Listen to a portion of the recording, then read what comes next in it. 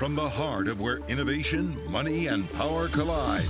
In Silicon Valley and beyond, this is Bloomberg Technology with Emily Chang.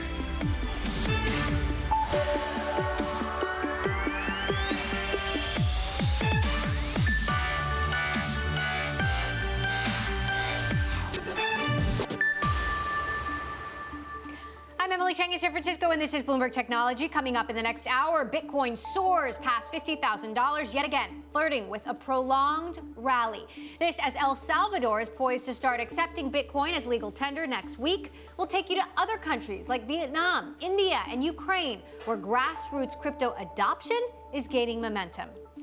Plus, a major concession by Apple to media companies like Netflix and music companies like Spotify. Apple letting certain apps out of the 30% App Store cut that has sparked controversy and stirred regulators around the world. Will it be enough to end antitrust scrutiny? We'll discuss. And the future of audio. Silicon Valley veteran David Sachs launches a new podcasting platform that aims to take on Clubhouse, Twitter Spaces, and, well, wherever you get your media. He will join us live. We'll get to all of that in a moment, but first let's get a look at the markets. I want to bring in our Kriti Gupta, who's been following the play-by-play. Kriti, walk us through the day. Absolutely, Emily. Well, it started off as a positive risk-on day, a lot of that defensive optimism ahead of payrolls tomorrow, and then things went south. A lot of that had to do with big tech. You had Facebook and Alphabet shares in particular dealing with those antitrust scrutiny headlines from last night, the DOJ coming out with new headlines that are targeting both companies, and that's really what started weighing onto the market. Then you had Apple and Tesla follow. I want to zoom out and show you what was happening kind of on a broader time frame, because Alphabet in particular, that's that white line, it's actually been outperforming on that recovery, that business ad revenue doing really, really well. Let's quickly get to those micro stories, because I want to show you the three, I should say, really big earnings stories, all of them down after hours, despite Broadcom delivering a pretty upbeat forecast. You even had DocuSign beating revenue estimates, and HP actually giving a lackluster forecast. For all the reasons, you've seen that tech underperformance spill in to the after hours despite those earnings beats, Emily's. All right, Kriti, thanks so much. We'll check in with you again later this hour. Meantime, it is a concession of sorts for Apple. The iPhone maker announcing it will relax App Store rules for some developers. This means media apps like, say, Netflix will be able to link to external websites for payment by users. Also affected by the change, video, audio, music, and reader apps spanning magazines, newspapers, and books. It doesn't, however, apply to the most lucrative class of mobile apps, games.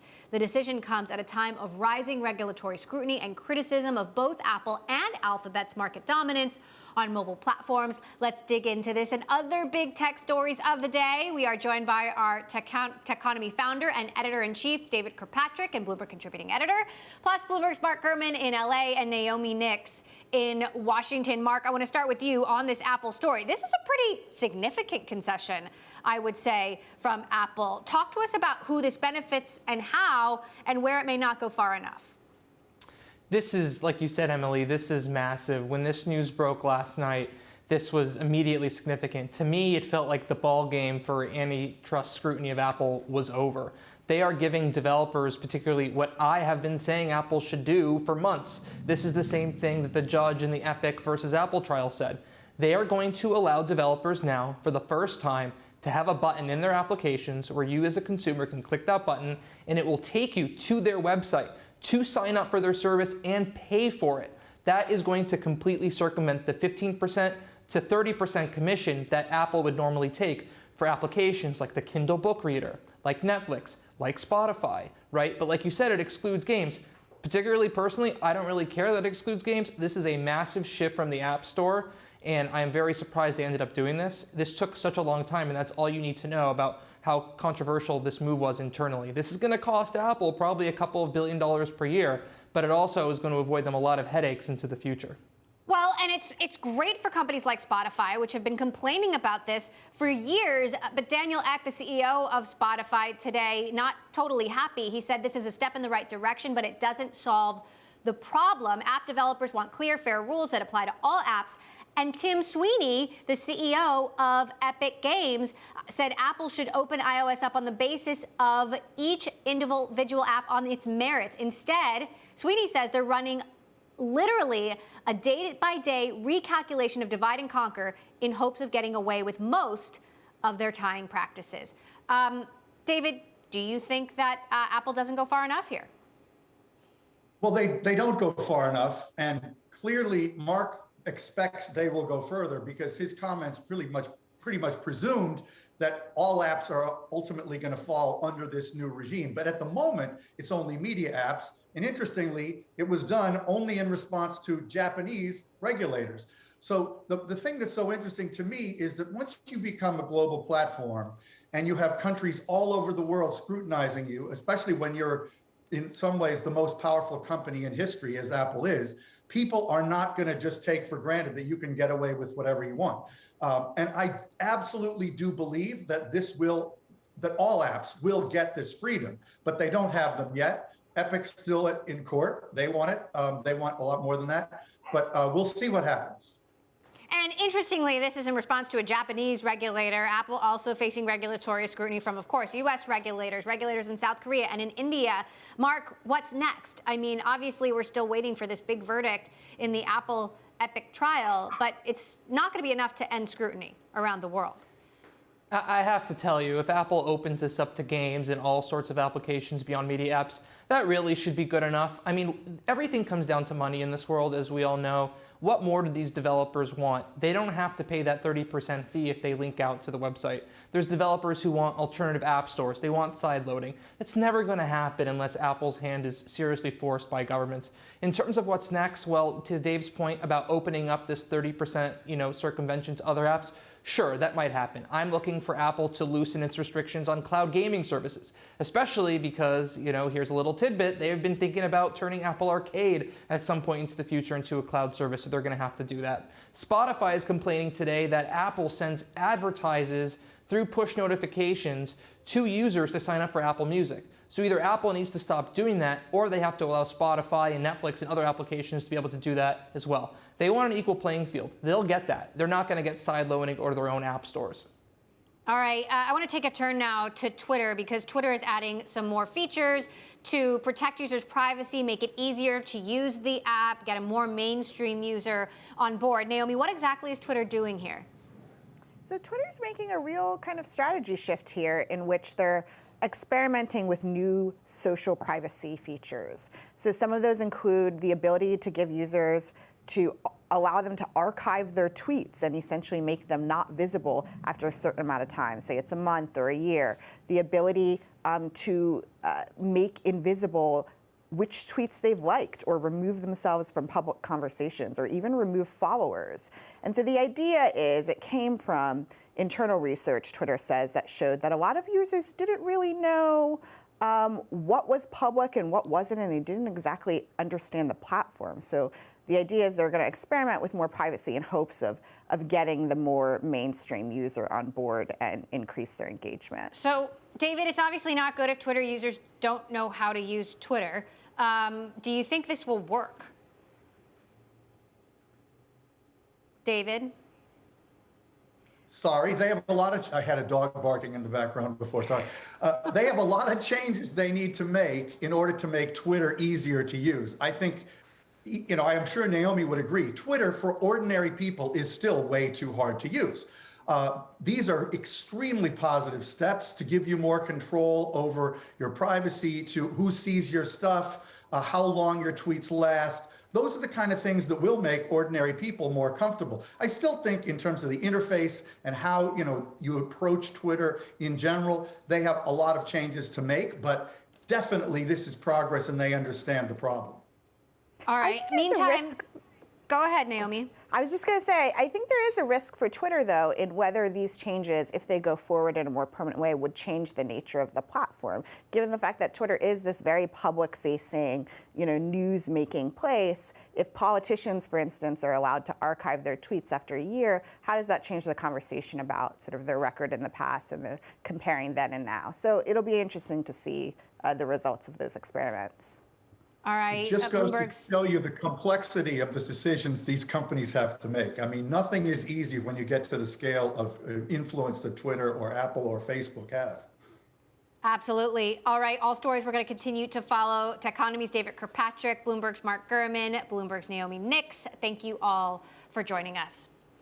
Meantime, shares in Virgin Galactic took a nosedive. Thursday. On news, the FAA is grounding the operator while it investigates the July flight that carried billionaire Richard Branson to the edge of space. It is looking into whether the craft, known as Spaceship Two, deviated from its approved flight path. The New Yorker has reported the flight flew outside its designated airspace for 1 minute and 41 seconds due to high winds. Virgin says the trajectory did change. However, the ship didn't travel above any populated areas and was not a hazard to the public. Coming up, helping companies navigate COVID and the future of hybrid work through software. We're going to speak to the CEO of ServiceNow, Bill McDermott, next. This is Bloomberg.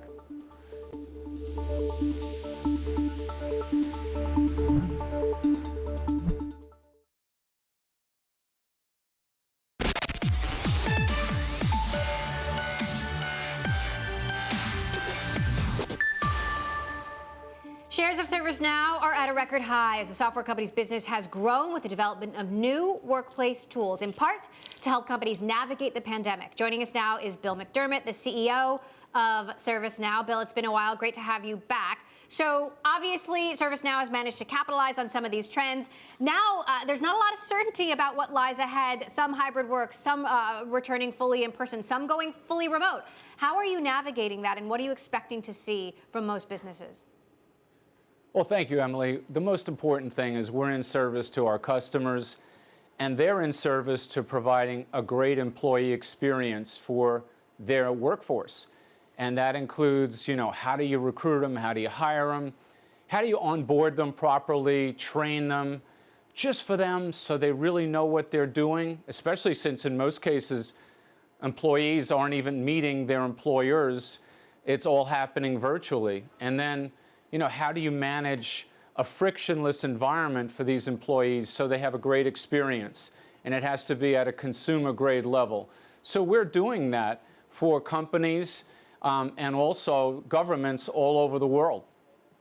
So does the uncertainty, though, make things difficult for you when trying to figure out which products are going to grow most in the future? Well, what we're seeing is a convergence of digital transformation on the ServiceNow platform. And this includes IT, providing a great service that's highly secure to the business. It includes giving the employees a great experience, and obviously managing customer relationships in a frictionless world. And this includes things like direct-to-consumer or service that is completely remote and high quality.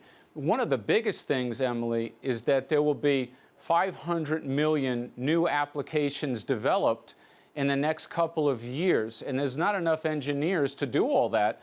So most of our customers are now turning to the Now platform to build those low-code applications to reinvent the business. But the best part with ServiceNow is it's all on one architecture, one code base, and one common platform in the cloud, and that's why the company is performing so well.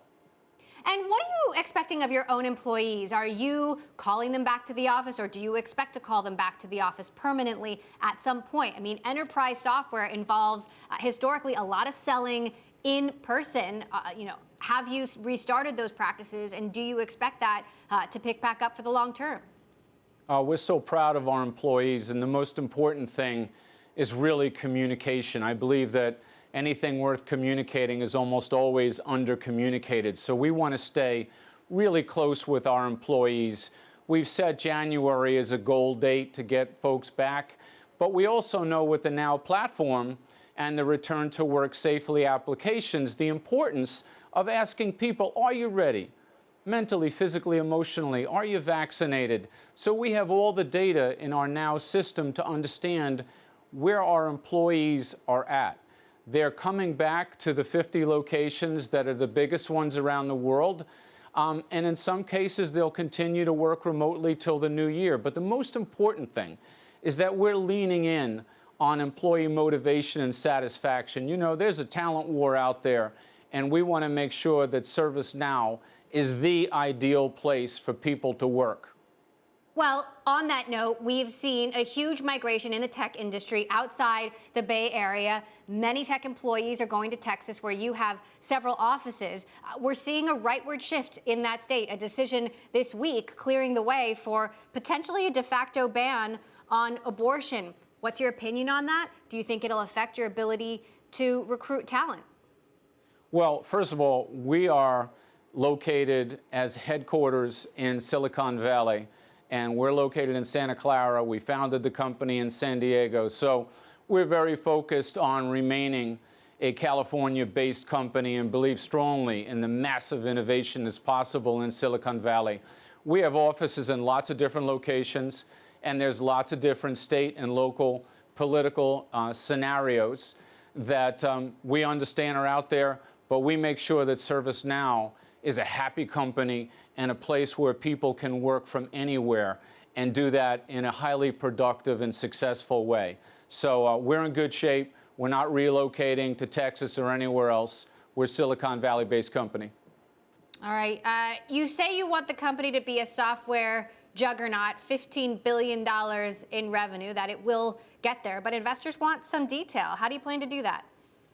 Well, the most important thing is we stated that ServiceNow has already become the fastest growing, organically innovated company in the cloud ever. And we said that by 2024, we would achieve a 10 billion revenue gate. And then I said in the next 5 years, we would be a 15 billion plus cloud company. And we would do that because of our incredible engineering. The innovators that we have, the pride we have in engineering is second to none. And we'll continue to invest in that and make our customers happy because they really need the Now platform. So think of us as a platform company. Think of IT, employee, customer, and creator. All of these businesses can be major corporations in their own right. But the beauty of ServiceNow is it's all integrated on one common platform born in the cloud. All right. ServiceNow CEO Bill McDermott, good to have you back on the show. Thanks so much for joining us. Meantime, WhatsApp has been fined more than $250 million for failing to be transparent about how it handled personal information. The penalty was handed down by the Irish Data Protection Commission and its parent company, Facebook, first fine under beefed-up EU data protection law. This comes just weeks after Amazon was hit with a record $888 million fine for violating the European bloc's data regulations. Coming up, the campaign to recall California Governor Gavin Newsom is heating up with a deadline for votes fast approaching. We will get an update after the break, plus find out which Silicon Valley elites are using their influence in the election. This is Bloomberg.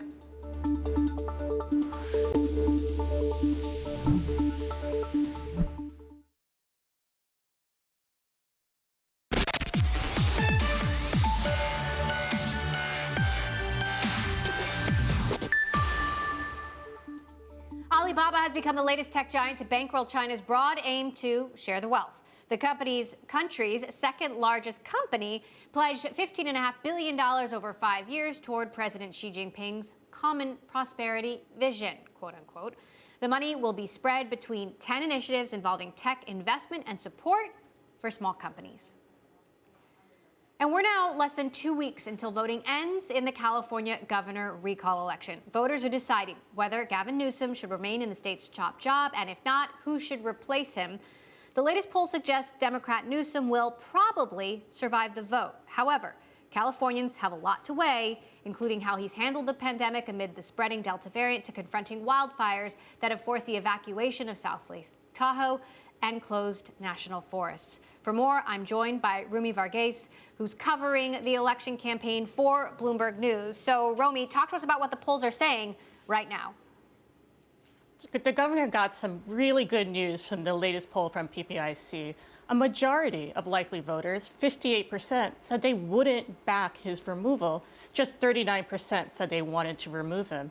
And when it comes to job approval ratings, Newsom's doing pretty well. About 53% approve of his job performance as governor. But the poll did show that a huge enthusiasm gap remains. Republicans are galvanized for this election. They think that it's their best chance to get a Republican governor. the state hasn't elected a Republican as governor since 2006. That's before the advent of the iPhone. And according to the poll, 54% of Republicans say they're more excited than usual to vote in this election. Meanwhile, Democrats, just 40% of Democrats say they're pumped up, they're enthusiastic about this election. So that shows that the Newsom campaign has a lot of work to do to rev up that Democratic base.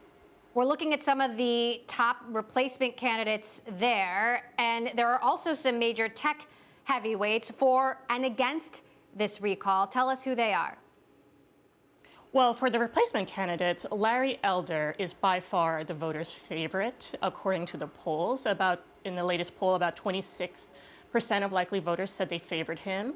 Kevin Faulconer, the former San Diego mayor, the one-time Republican establishment favorite, he's trailing far behind with 5%. And Caitlyn Jenner, the reality television star, she launched her campaign to a lot of fanfare, but the latest poll showed her at 1%. So we were looking at a slate there of Silicon Valley folks who are supporting that Gavin Newsom remain in office: Marissa Mayer, Eric Schmidt, Reed Hastings. We've also been following some top Silicon Valley folks who are for this recall, want Gavin Newsom to be removed from office. Walk us through what kind of sway they might have. It's significant that some tech titans want the governor removed. I mean, one of them is David Sachs. Chamath Palihapitiya also wants the governor removed. He even floated the idea that he would be a replacement. Larry Ellison of Oracle donated to Caitlyn Jenner. And so, yeah, it shows that, tech is not a monolith. There are people who want him removed because they feel that the problems of California just intensified under his watch, according to their opinion, and they did not like the measures he put in place to control the pandemic. All right, well, you can vote right now. A couple more weeks of voting. Don't waste your chance to vote. Bloomberg's Romy Varghese, thanks so much for that update. Coming up, I'll be speaking with Michael Gronager, the CEO of Chainalysis. His insights on the rapid adoption of cryptocurrencies around the world and what it means for the global economy. That is next. This is Bloomberg.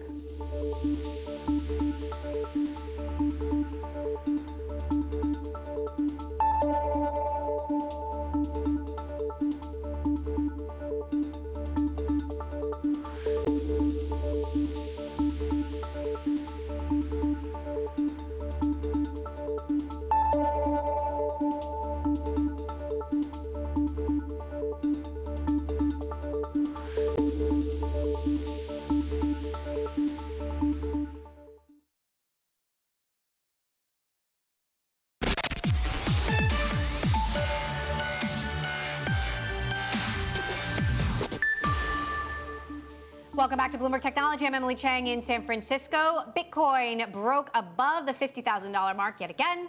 Let's get all the crypto market moves with our Kriti Gupta. Kriti, take it away. Back above 50,000 on a day that some of the other currencies weren't doing so well. Gold and the dollar, really this kind of assets that Bitcoin's thought of as a substitution for, down on the day. And of course, crypto's gaining broadly with that Bitcoin move. I want to zoom out the chart though and compare Bitcoin to Ethereum, because Emily, it wasn't so long ago that Ethereum was actually leading Bitcoin. And now you've seen that divergence grow a little bit. People choosing in the crypto world Bitcoin over Ethereum, something to watch. Another thing to watch here is the spillover into stocks in particular, because I mentioned that cryptocurrencies broadly were higher, whether it was Bitcoin, Ethereum, or Dogecoin, for example, all really seeking that alternative payments method. That did not spill over into the stocks picture. I mean, you can see it in those Bitcoin-specific exposed companies, MicroStrategy, Riot Blockchain, the ones dealing with a lot of the exchanges, but also the companies like PayPal and Tesla that have actually accepted or start to accept Bitcoin in particular. So something to watch is if that divergence between the stocks and the asset class actually comes back together, Emily. All right, Kriti, thanks so much for that roundup. Now, part of what could be driving the Bitcoin rally is the official launch of cryptocurrency as legal tender in El Salvador next week. El Salvadorians will be the first in the world to use Bitcoin as a medium of exchange. They'll also receive $30 of Bitcoin automatically if they download the government's Bitcoin wallet. Looking beyond Central America, global crypto adoption is skyrocketing. Chainalysis saw an 881% uptick just in the last year. For more on the world of crypto, let's bring in Chainalysis CEO Michael Groninger. Michael, thank you so much for joining us. How significant do you think this move by El Salvador is? So I think El Salvador is important. So I think this is an example of a relatively small country, quite nimble, as many countries are in South America. And they're able to capture that a lot of their revenue in the country, a lot of the GDP is tied to remittances. Bitcoin and other cryptocurrencies are really, really good for the transfer of funds in remittances. So I assume that already the adoption was relatively high in El Salvador. And moving into making legal tender there is kind of the next logical step. I don't think that that's been the part of the price, though, and the movement of the price, but we can come back to that later. What do you think is driving the price then? Yeah, I think the price, so basically we see Bitcoin, we see Ethereum. We've seen Ethereum grow a lot over the last couple of weeks. And roughly a month ago, we saw bigger platform changes to Ethereum. The network got stabilized, got better in various ways. So I think that facilitated like more trust in Ethereum as a whole. On top of that, we've seen the trend of DeFi that's been growing and growing. DeFi is decentralized finance, where you can basically run exchange services directly on the blockchain. You can run lending and other things directly on the blockchain. And that's been pumping the interest in Ethereum. And Ethereum is then dragging along a lot of the other cryptocurrencies with it. Now, when you look at some of the numbers out of El Salvador, you've got 65% of people saying they wouldn't be open to being paid in cryptocurrency, and you got to get merchants and people to accept it. And yet we're seeing adoption in other countries. We saw there Vietnam, India, Ukraine, Pakistan. How do you expect this to shake out? So I think that it's with everything that's new, a lot of people in the country that you would ask this question would hardly know what Bitcoin is. And they would be like, I want my dollars, I want what I'm used to, and so on. And then they will see they can download the wallet from the government. They start to use it and realize this is actually equally simple or even simpler than what they're used to. So I think that's just the normal resistance that you would see in a country. So I'm not super concerned about that. What's next then, in your view? How, especially as we see looming regulation, we're waiting for more signals from the SEC in the US, for example, and you've got this tension between early adopters and excitement and distrust from a lot of people. So I think one of the things that is important to know about cryptocurrencies, first of all, it's far more transparent than any other asset class that we are used to look at. So the general assumption, a perception about cryptocurrencies is that it's dark, it's anonymous, and so on. It's actually the opposite. So it's far more transparent. And I think that that's something that regulators are starting to see and understand and will utilize over time, and actually see that as a benefit, as a better medium of exchange, as a better, like, interesting investment platform. Further on, we've seen a lot of financial innovation happening on crypto. I would say financial innovation is far bigger on the crypto side of the market than in the traditional finance world. And that will also drive a lot of adoption. Of course, that will challenge and give a lot of conversations with the SECs and others. But I do see relatively positively on the future of that. Michael, you're also a co-founder of the exchange Kraken. Jesse Powell, the CEO of Kraken, is on our show frequently. We love to ask him where he thinks Bitcoin is going. Take a listen to what he had to say most recently about just how far up the price can go. The moon is the bear case for crypto. You know, we're going to other dimensions with Bitcoin. So I think people just need to hold on. You know, we're still early days. We're still early in the cycle. I think we could see $100,000 plus a coin late this year, early next year. Do you think we can get past $100,000 before the end of the year and that other dimensions are next? I would say that for most of the cryptocurrencies like Bitcoin, Ethereum, the more stable ones, we definitely seen a trend where they grow year on year. And sometimes they grow faster than others. Sometimes there's a bull market, sometimes there's a bear market. In the bear market, a lot of interesting things are being built, and that basically facilitates a new bull market. So yes, I think we are still in the bull market. I think that we can see above 100K by the end of the year. So I would be bullish on that as well. Long term, yeah, I would probably, usually you say moon is the limit. We can go beyond that as well. so that we can see way higher prices for those for all of those assets. I would agree. All right. Well, I love both of your metaphors. Thank you so much, Chainalysis CEO Michael Groninger. Appreciate you stopping by. Okay, coming up, Clubhouse, take note. There's a new social podcasting app in the house. Veteran tech investor and entrepreneur David Sachs joins us next to talk about his next big bet in an increasingly crowded market. This is Bloomberg.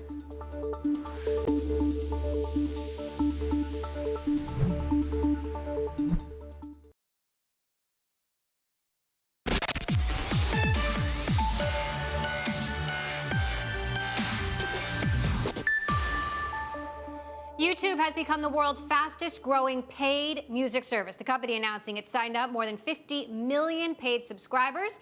It's a major milestone for the video site that's been criticized by record labels and Hollywood studios for giving away their work for free. YouTube now accounts for about 8% of the world's subscribers, Spotify in the top spot with 32%.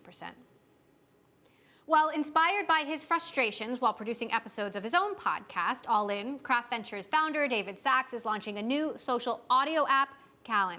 The goal is to make it easy for anyone to launch their own show with a full software stack for recording, transcribing, editing, and social distribution. The big difference from Clubhouse? Creators on Callin can actually save their conversations for listeners to find later. I want to bring in David Sachs, longtime Silicon Valley investor for more, Callin, I should say.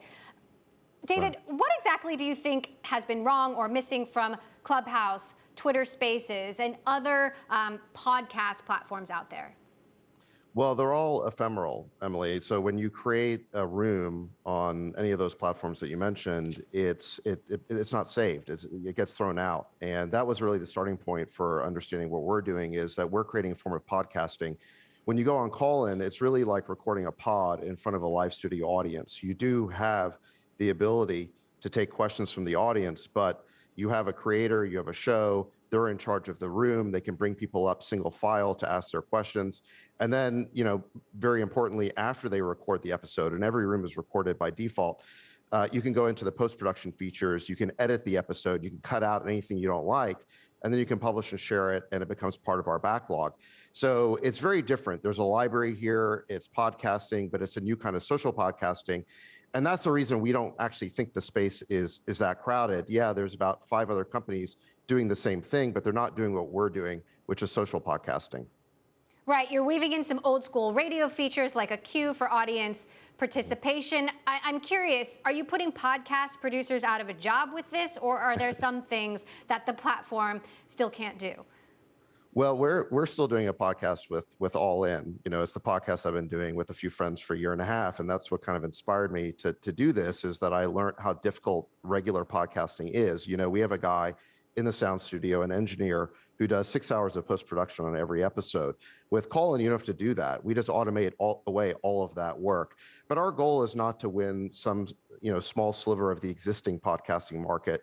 Our goal is to grow that market exponentially, 10x, 100x, maybe even 1,000x, by enabling the long tail of podcasting, enabling anyone who has something to say to create a show. And now they can do that with just their iPhone. They don't need to have a sound studio or an engineer. They can just get started using an app. And that's really the breakthrough here, is bringing podcasting to anybody who wants to create a show. Well, speaking of breakthrough, creators are expecting a lot more from social platforms these days. Are you going to pay individual show creators? How will you decide how much to pay them and when? Yeah, so I think, we haven't introduced a business model yet, but I think the two sort of obvious ideas that have worked in other contexts are advertising and subscriptions. And so, the sort of tried and true playbook on this is first you build a mass audience, then you introduce monetization. So, but our plan would be to share with the creators. I think it would be much more of a YouTube-like philosophy than a Facebook-like philosophy, which is whether the business model ultimately ends up being advertising or subscriptions, there would be a very healthy rev share with the creators, as opposed to, Facebook, which keeps all the revenue. Okay. What do you think about Clubhouse these days? I mean, I've heard people go so far as to say Clubhouse is dead. Would you agree? Or dying? Well, I just think they have a very different kind of vision. I've heard the founder talk about what he's trying to do, and the vision is very much around creating these live experiences. It's almost like a digital cocktail party, and I think there is definitely a place in the world for those kinds of experiences. It's a new kind of, social experience. It's almost like a digital party line or something like that. I think that's great. I think there's nothing wrong with that. I think we're trying to do something very different, which is, again, we're trying to create shows. And, when you go on Callin, you're not just going into a room where there's a many-to-many conversation. You're going into a room where there's a specific creator who has a goal in mind. They have a very specific concept, a show in mind, and they're trying to produce episodes of that. And so when you go in with a different intent, there's also a very different culture and expectation in the app. And so really, we're just trying to create something different, I think, than Clubhouse, not try to do the same thing. And in a post-pandemic world, when, look, at some point people, are going to go back to the office, they're not necessarily going to be on lockdown, not facing these restrictions. What do you think is the future of audio and social audio in general as a piece of the media pie? How much bigger does that piece get? I think it can get a lot bigger. I actually think audio could even be bigger than long-tail audio could be bigger than YouTube for the simple reason that it's so easy to create. Video has gotten easier to create, but the thing about video is that, video can be very compelling if it's good, but if it's not good, it's actually a worse experience. Like bad video is much worse than no video. And the reality is that the microphone on the iPhone has now gotten so good. It's kind of like the camera that you can create podcast quality audio just using your phone. And it's so easy that I think we could see audio be the biggest user-generated content category. I think we're still scratching the surface. And the reason why people haven't thought about it that way until now is just because doing a podcast was very hard. You had to have the post-production facility to do it. So I think this could be a very, very big category of user-generated content. All right. Meantime, speaking of the pandemic, you are a big proponent of the recall of California Governor Gavin Newsom. At one point, you were supporting your bestie, as you call him, Chamath Palihapitiya, another investor. He pulled out. Why do you think Newsom is so bad for California, and who do you support to replace him? Well, I was on your show 6 months ago and we talked about this. I think that we have an opportunity here with the recall to send a message to the political class that runs California. I mean, the reality is that California is pretty much a single party state, and it's run by an entrenched political elite. And I don't think most people in California are super happy with the way it's going. We've seen crime is out of control, homelessness is out of control. School closures were the most severe during COVID of any state in the country. We were the 50th state in learning loss, meaning we had the most learning loss among our children, which affects disadvantaged kids the most.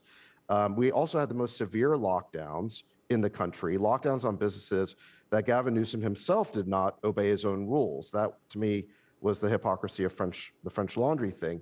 Not the fact that he was eating at a five-star restaurant or something like that, but the fact that he was breaking his own rules while other businesses were suffering. And so I think these are the issues that Californians are up in arms about. Now, at the end of the day, I don't know exactly, what happens here. I mean, it was always going to be a long shot to recall a governor who won by 22 points just 3 years ago and has outraised all of his opponents by something like $70 million. So this was always going to be a long shot. But I felt it was important to support the recall to draw attention to these issues and the need for California to basically send a message to this entrenched class. So you support the recall, but who do you support to replace him? I mean, are you supporting a Republican candidate? I haven't, I'm yes on question one, and I'm leaving it for people to decide for themselves who they want to support on question two. Okay. What I would say is, Newsom is really trying to scaremonger on this issue. I think what people have to keep in mind is that no matter who the replacement governor is, Democrats will still have a majority in the legislature and the assembly. And in fact, they will have a supermajority, which means that the governor, even if the governor vetoed a piece of legislation, that veto could be overridden by the legislature. So there's not much that a replacement governor could do. The one thing they could do is keep schools open, is to avoid a repeat of the school closures we had over the past year. I think that would be healthy, but that's about the only thing they could do. And that's why I think it's really important to use this opportunity to send a message to the political elite by voting yes on question one. So, I'm sure you're going to continue this debate on Twitter and on All In. Some would say that it's the teachers union that is really making the decisions about the schools, not necessarily the governor. I'm curious what you think about these big companies, big tech companies, mandating vaccine disclosures. Do you think that's a good thing, that's okay, or does that take the power of a corporation too far? I've got just about a minute left. Yeah, well, no, so I think private companies should be able to impose those requirements on their employees. I mean, I think that if a private enterprise wants to say that, look, in order for people to come back to the office, you have to be vaccinated, I think that is their right as a private enterprise. So I'm fine with that.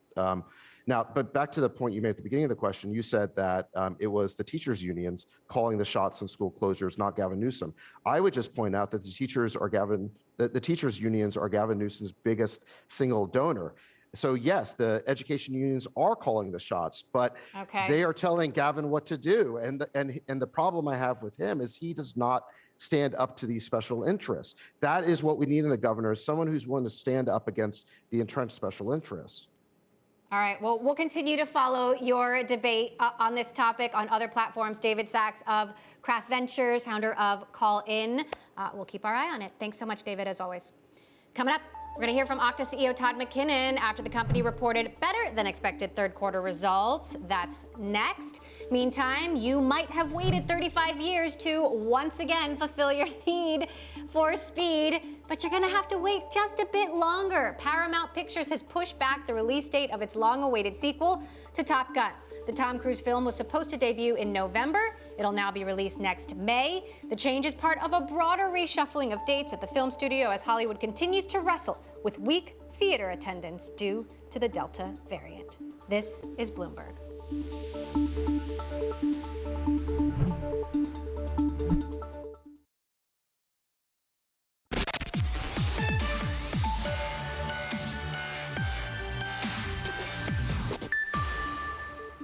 Shares of cloud identity provider Okta up after reporting better than expected second quarter results, boosting its revenue forecast for the year. Our Romain Bostic and Shonali Bosick spoke with Okta CEO Todd McKinnon. Well, security is a big issue for every organization. And it's not just the fact that they want to secure things and lock things down and deal with and avoid ransomware attacks and supply chain attacks. You hear all these terms thrown out. But they want to do it while still making it easy for customers to do business with them, make it easier for their employees to be productive at work. So it's this combination of heightened importance and priority of security, but at the same time, they want to get their businesses moving forward and they want to make it easy. They want to drive revenue. They want to make their employees more productive. So it's balancing that combination, which is the challenge for everyone. What's sort of the general spending plan now with a lot of these corporate clients here? We know there was a big push, of course, during the pandemic when all of these companies found all their employees working from remote locations and they had to sort of figure out how to sort of keep everything sort of operational and secure. Once we come out of this and presumably, hopefully, people actually go back to their offices here, what's the demand requirement in that environment? Well, I think what's been changed forever, you saw all through last year and into this year, companies have adjusted to this new reality of people need to be able to work from anywhere. Not that every company is going to have everyone work from home forever, or any company is going to be always in the office, but every company needs flexibility. That genie's out of the bottle. Employees want the flexibility, they want the capability. Different companies will use it to a different degree. And companies invested to make that possible. And Okta benefited a lot from that. Our identity service helps companies secure employees no matter where they're logging in from, whether it's home, whether it's a cafe, whether it's from their phone. So that's been an investment level. What customers are turning to now is not only the remote work, but they're thinking about how they can invest and build better applications and build better digital products to connect with their customers.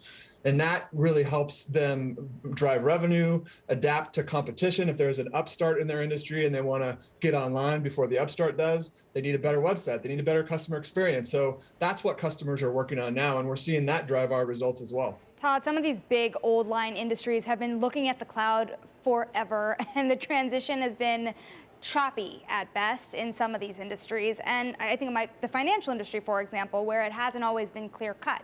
So what is the threat now for them that they should be most aware of into 2021 that you may come in to help with? I think the biggest, when I talk to CIOs and chief security officers and CEOs of big companies, they want to talk to me about compliance and they want to talk to me about security and they want to talk to me about the bits and bytes of identity. But inevitably, the conversation turns to disruption and how can these big companies not be disrupted by the digital upstarts? Whether you're a big automobile manufacturer, you don't want to be disrupted by Tesla. Whether you're in the financial services industry, you don't want to be disrupted by DeFi or crypto or all the upstarts. And not only avoiding disruption, but how can you be the disruptor? How can you take the game to your competitors?